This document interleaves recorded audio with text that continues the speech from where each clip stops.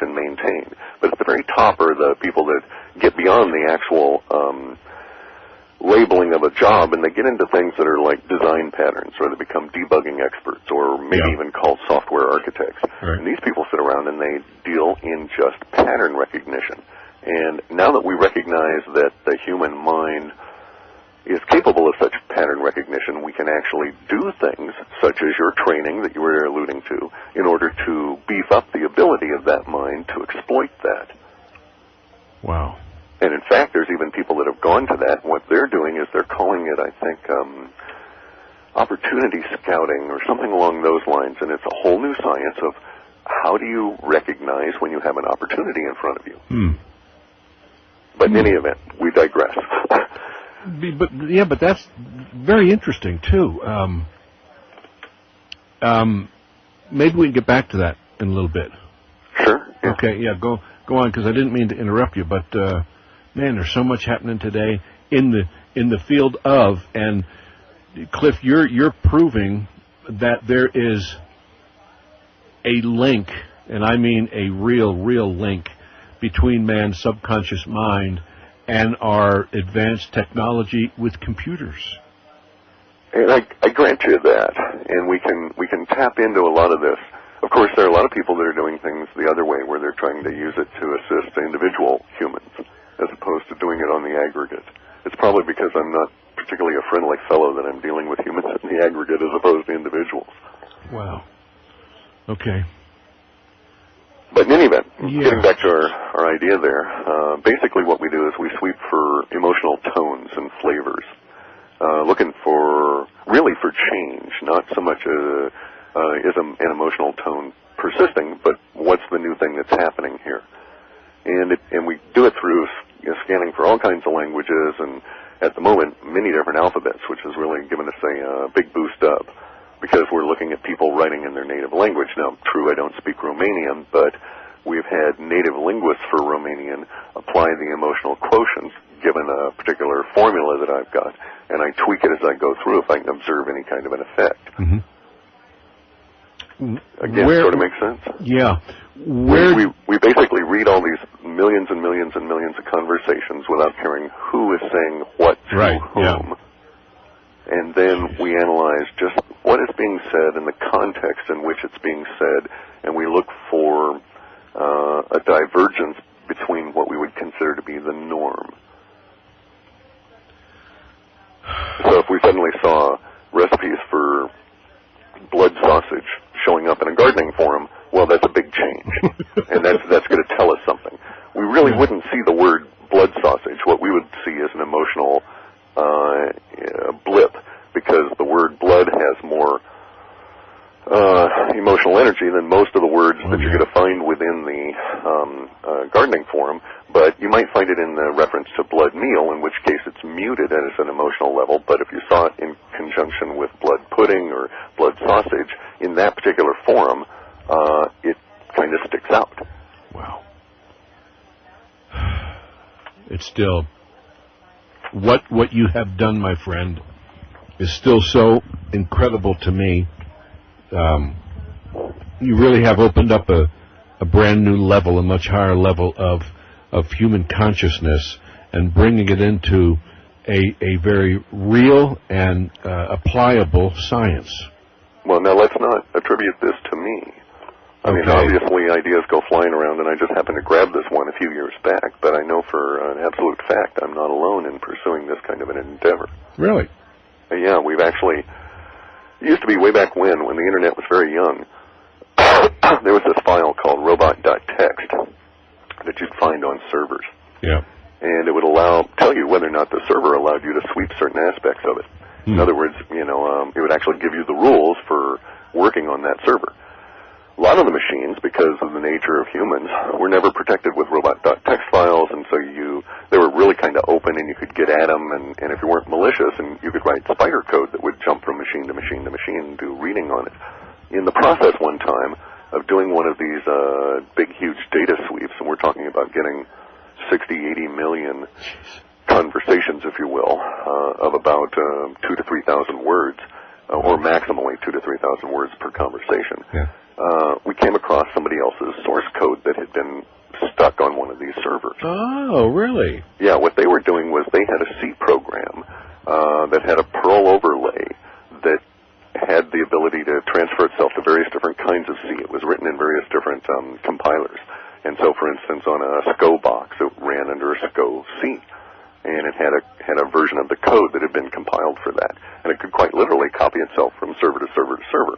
It wasn't so much a worm because such activity was quite legal at the time. We're talking way back in the beginning days of the Internet. But at the same time, it made it vulnerable because we actually were able to capture some of its source code. And its programmers they were familiar with the English language because, of course, it was using actually a lot of the Microsoft products. And it was pretty good C code.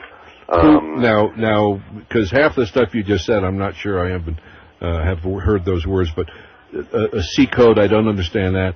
And are you saying ABC, there's a programming language called C. And from it came a programming language called C++. And from that came the idea of object-oriented programming and Visual Basic and et al. My gosh. So it's an old, used to be called the portable assembler.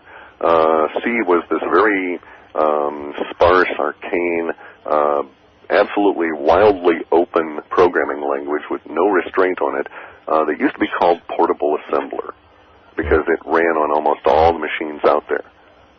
So a real old programming language where, for instance, to write a Windows program, you could do it in, let's say, compiled maybe 55K to actually have real useful functionality, but you can get them down into the order of perhaps under 1,000 bytes. So you could write very small programs that could just jump from a machine, find out what the machine was with the Perl overlay. It would ask the machine, hey, what kind of software are you running? And it would say, oh, I'm a Sunbox and I run this. And it'd say, oh, okay, then here, plop this program on you and execute. And you're saying that would not be considered a virus?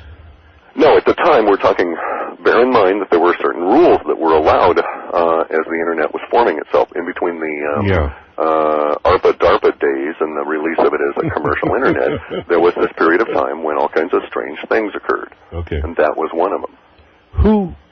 Who would have done something like that? Because you said English, meaning, or what I understood was, then maybe English wasn't their primary language, which means it probably came from a foreign country and probably from a foreign government? I suspect it's I don't know how much of a government it is and the structure and everything, but it was Chinese. Wow.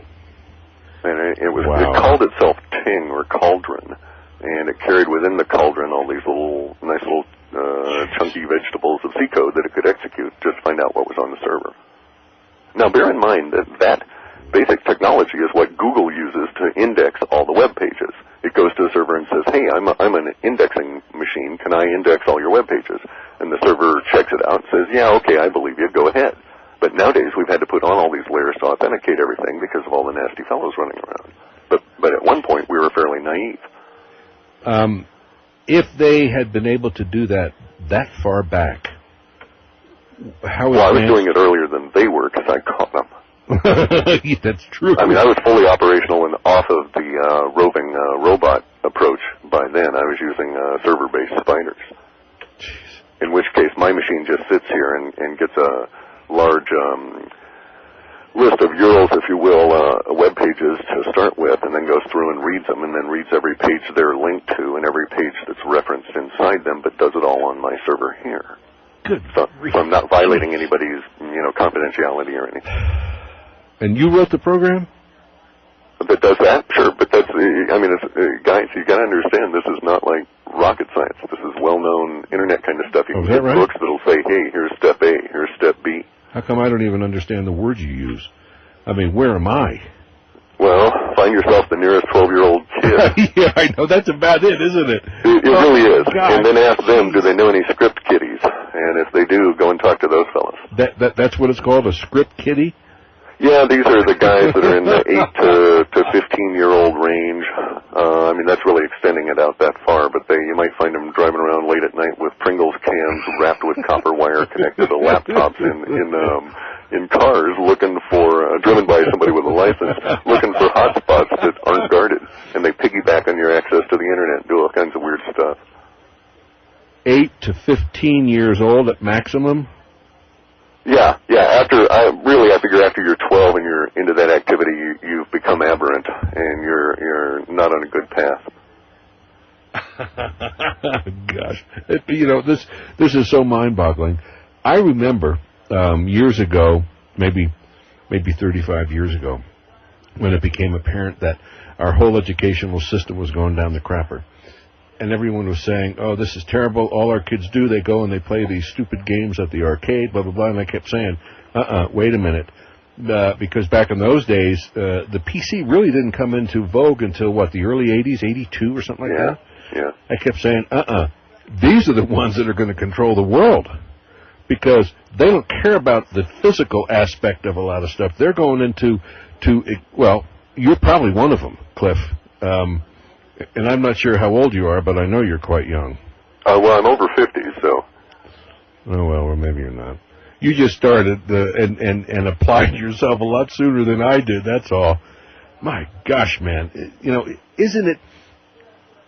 And I know because every single new run that you do, you're improving it.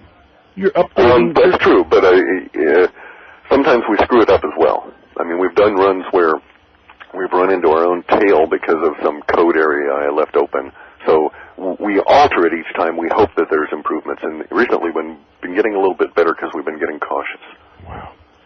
Wow. You say there's a lot of other people doing it.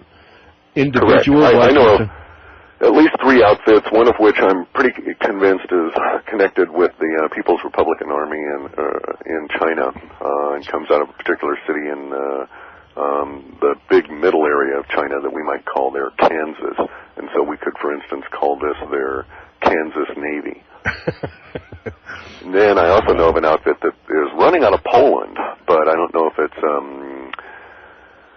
national, extra-national, or ideological, or what their deal is. And then I know of at least 2 commercial outfits, one out of Switzerland and one, I believe, out of Liechtenstein, although that latter group is very, very, very clandestine. Oh, I imagine it is if they're operating out of Liechtenstein, because I don't think there are a lot of people in Liechtenstein who have the knowledge that you do and are able to do exactly what you're talking about.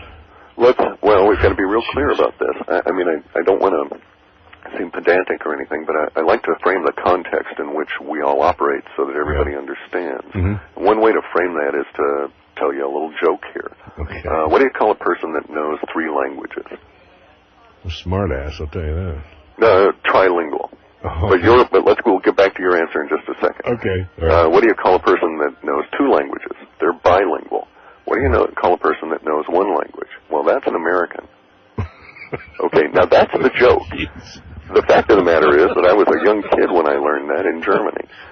Your instant response of somebody knowing multiple languages and they're a smartass goes a long way towards identifying emotional quotients about how people feel about such things. Just look at your particular emotional response to that. Yeah, I find it very jealous because I've lived in Europe. Arthur and I lived in England. We lived in Switzerland, traveled all over the place. And what's interesting is that England is just like us. England really thinks that they don't need any other language except theirs. Now, here's Europe, which is, 20 miles away? 26 miles across the channel, yeah. I thought 26 was going out to Catalina Island. But okay, let's say within 50 miles. You have Europe, because the English are not part of Europe. You know that. Yeah, in more ways than one. Yeah. So isn't it a shame when you're that close, that you are so ego-centered that you are not going to learn another language? And yet, it does speak to the context in which you operate, and it doesn't, particularly from my viewpoint, seem healthy. Wow. I would think for one reason, I mean, just on the order of, individual paranoia, right? The more languages you understand, the more you can see if they're plotting against you. Jeez. just at that level. But also then the more languages you understand, the more you understand